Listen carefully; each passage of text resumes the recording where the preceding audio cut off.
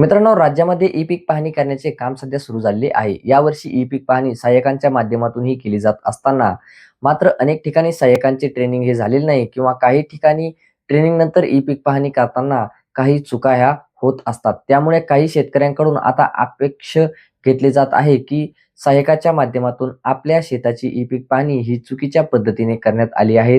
पण मित्रांनो, जर सहाय्यकांच्या माध्यमातून तुमची शेताची ई पीक पाहणी चुकीची झाली असेल तर घाबरण्याची अजिबात गरज नाही.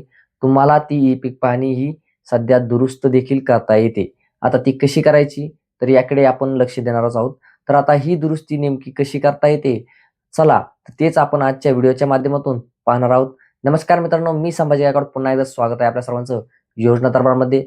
तर मित्रांनो, सहाय्यकाच्या माध्यमातून ई-पीक पाहणी केल्यानंतर त्याचे ग्राम महसूल अधिकारी म्हणजेच तलाठी यांच्या माध्यमातून देखील व्हेरिफिकेशन केले जात असते.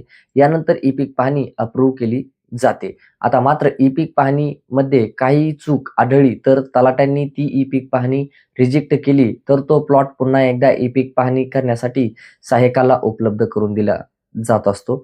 म्हणजेच तलाट्यांनी ई पीक पाहणी रिजेक्ट केल्यानंतर त्यामध्ये पुन्हा दुरुस्ती करता येते. आता समजा तुमच्या शेताची ई पीक पाहणी जी आहे ती तलाट्यांच्या माध्यमातून व्हेरिफाय झाली आणि ती अप्रूव्ह देखील झाली. पण त्यानंतर तुमच्या लक्षात आलं की आपल्या शेतामध्ये प्रत्यक्ष एक पीक आहे आणि ई पीक पाहणीमध्ये मात्र दुसरेच पीक दाखवत आहे. आता अशी परिस्थिती जर निर्माण झाली तर अशा परिस्थितीतही शेतकऱ्यांना दुरुस्ती करण्याची संधी आहे. मात्र ही चूक तुमच्या लक्षात आल्यानंतर संबंधित हंगाम संपण्यापूर्वी तुम्हाला यासाठी अर्ज करणे आवश्यक आहे. उदाहरणार्थ, तुमच्या शेतामध्ये सोयाबीन पीक असेल पण ई पीक पाहणीमध्ये चुकून जर तुमचे दुसरे पीक नोंदवले गेले असेल तर अशा परिस्थितीत तुम्ही संबंधित मंडळ अधिकाऱ्याकडे अर्ज करून या चुकीची ई पीक पाहणीची आक्षेप देखील नोंदवू शकता. त्यानंतर आवश्यक ती पडताळणी करून ई पीक पाहणीमध्ये दुरुस्ती देखील केली जाऊ शकते. आणि आणखी एक महत्त्वाची गोष्ट समजून घेण्यायोग्य आहे. समजा एखाद्या प्लॉटची ई पीक पाहणी पुन्हा सहाय्यकाच्या माध्यमातून करण्यात आली आणि त्यामध्ये पुन्हा काही चूक झाली.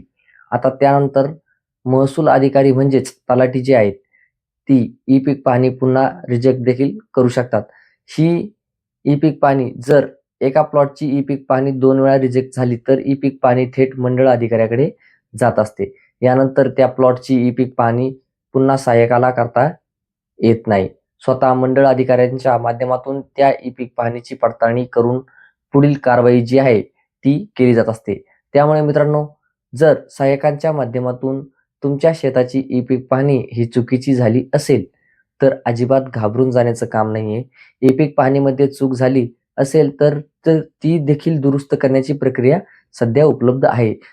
तुमच्या शेतामध्ये प्रत्यक्ष वेगळे पीक असून ई पीक पाहणीमध्ये चुकीची माहिती किंवा चुकीचं पीक जे आहे ते नोंदवलं गेलं असेल तर त्याविरुद्ध तुम्ही आक्षेप देखील घेता येत असतो आणि तो तुम्ही घेऊ देखील शकता.